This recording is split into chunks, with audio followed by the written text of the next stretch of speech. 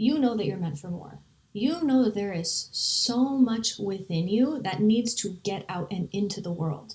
But your fear of being seen is not just keeping you from the impact that you're meant to make and for all of the fulfillment and blessings and money and opportunities that you know you're supposed to have because you have a desire within you that was implanted in you literally from before you were born by the divine.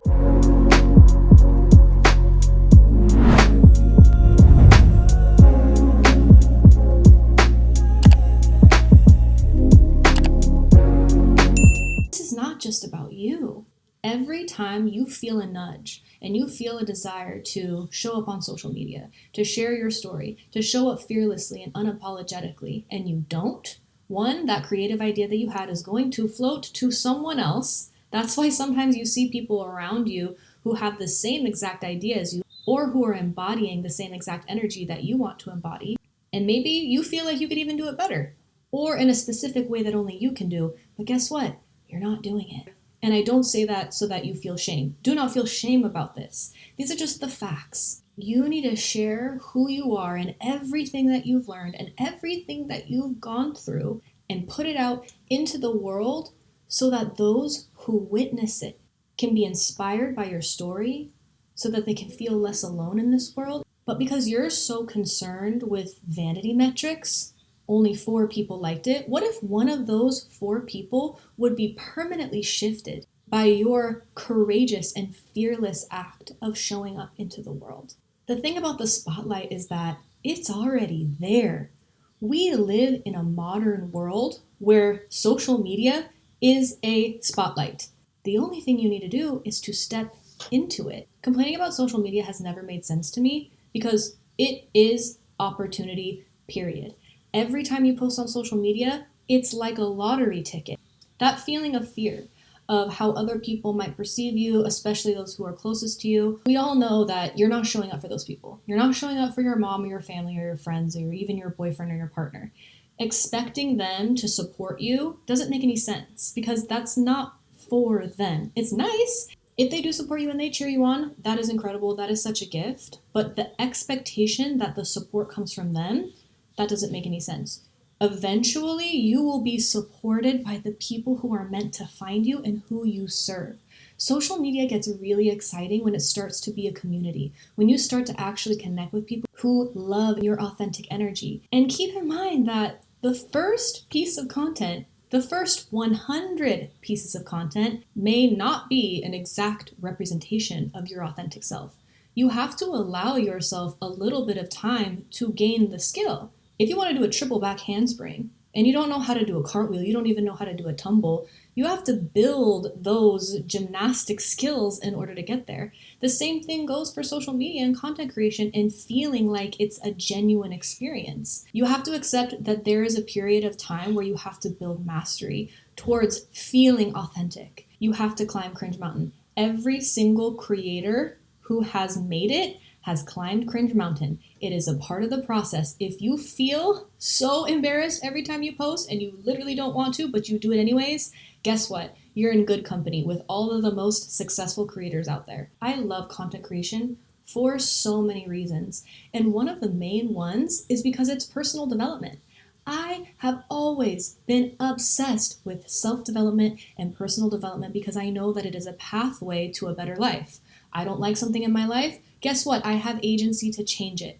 Social media is a reflection of who you are. Am I afraid of how other people are going to perceive me? And I get to correct that through posting on social media. That is the physical representation of the spiritual and emotional correction that needs to happen. And I get to correct that part of my soul while also finding my soul tribe and building a business and getting brand deals and learning how to make money, creating a life based off of your gifts, discovering your genius, discovering who you are, discovering the most authentic and aligned version of you through content creation.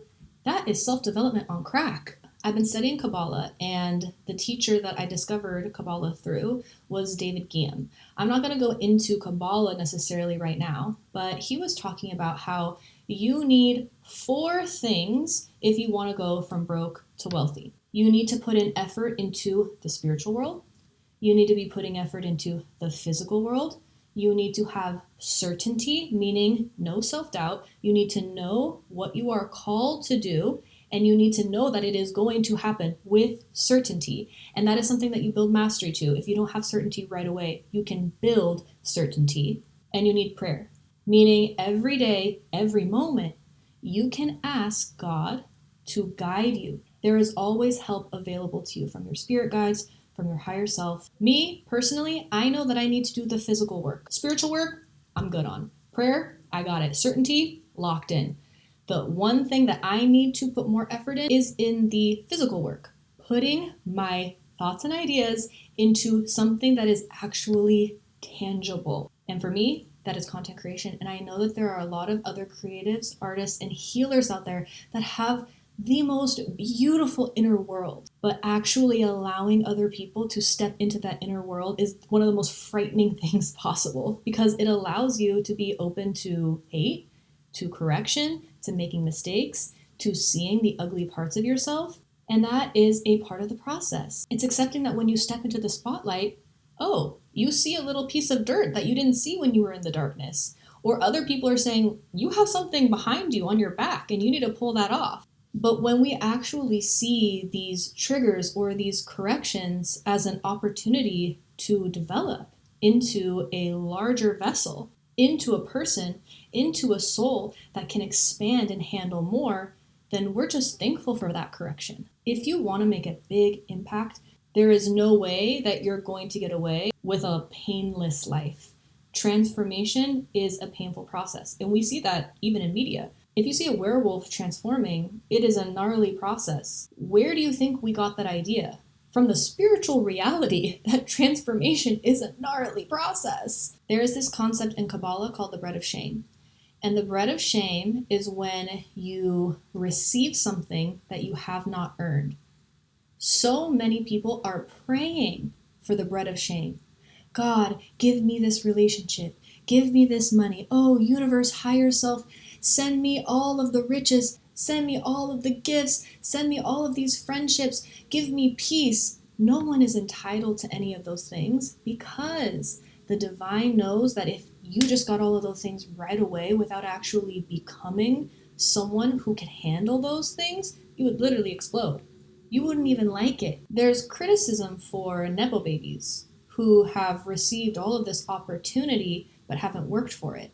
That is the bread of shame. There are Nepo babies who have been given opportunities and then they take their starting point, which may be ahead of other people, and then they work for the next level. And then there are Nepo babies who just sit here and they complain and they just take and take and take and take and take. Those are the people that we're criticizing. I personally hope that my children are Nepo babies.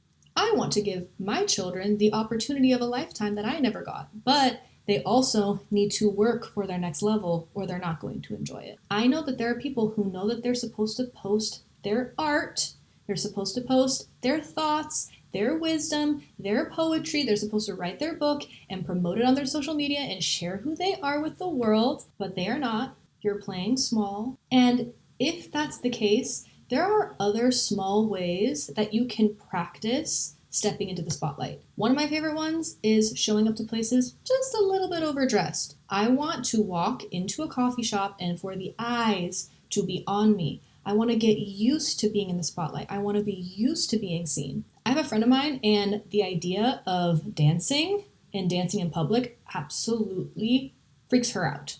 And you know what she's doing? She's going to dance classes and she's showing up and she's doing it scared and she's doing it messy and she's also posting that on social media.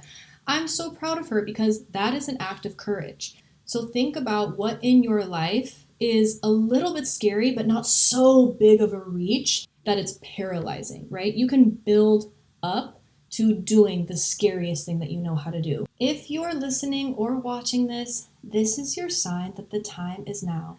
Take one little step every single day toward being that person who you know you're meant to be. The world is yours, and there is a lane that only you can walk in. It's not about being the best, it's being the only. There is no competition when you are the only person who can talk from your one specific perspective. My personal goal is to be among the best at what I do and to be the only person who can do exactly what I can do. When I understand that I'm the only, there is no competition. Not because I'm like, I'm the best, there is no competition. There literally just simply is no competition.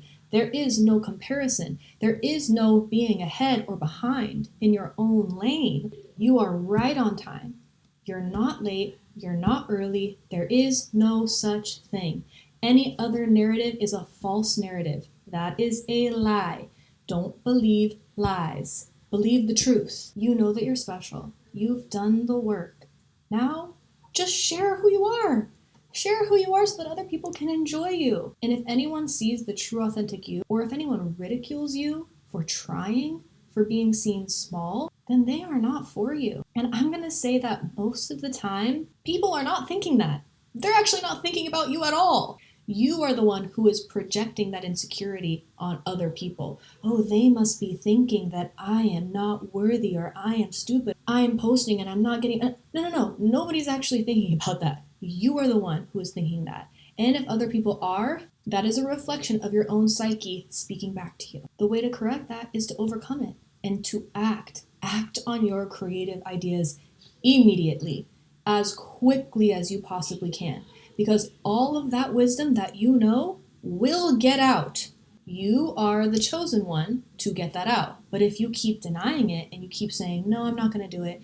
No, I'm not going to do that.